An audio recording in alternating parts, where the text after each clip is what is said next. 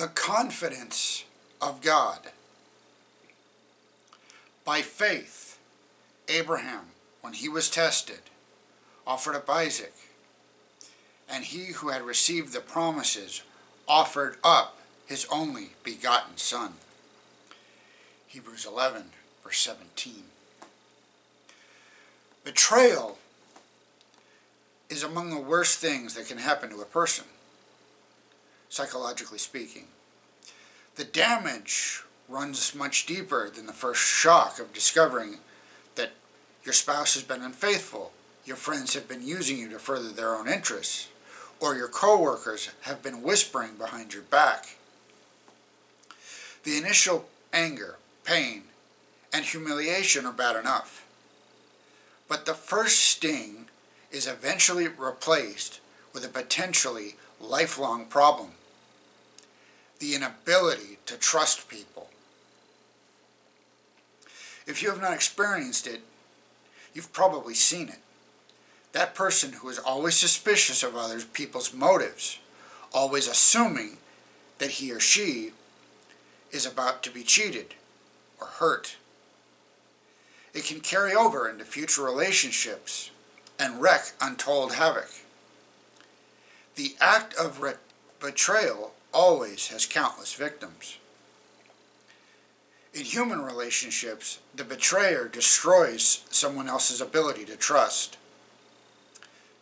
The paradox of our broken relationship with God is that our original betrayal has broken our trust in Him. The perpetrator is also the victim. That is not to say that God does not feel the painful impact of our betrayal. He repeatedly refers us to marital infidelity as an illustration of what we have done to Him. But you will notice that in spite of our betrayal, God has not lost confidence in us. The story of the Bible tells us that God believes that we can be restored. The biggest obstacle to restoration is our reluctance.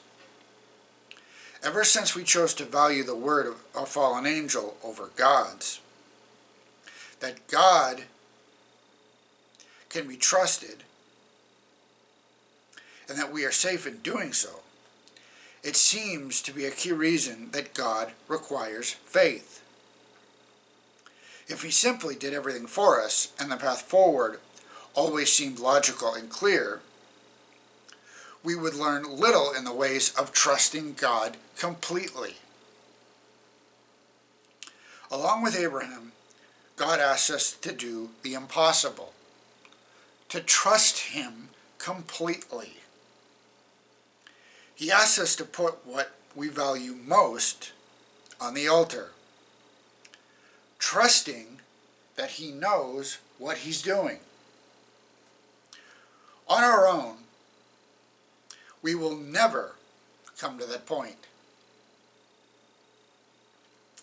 But by choosing to live as if God's promises are trustworthy, even when the evidence of our senses suggests otherwise, He is surely giving us new hearts so that we will once again learn to trust Him.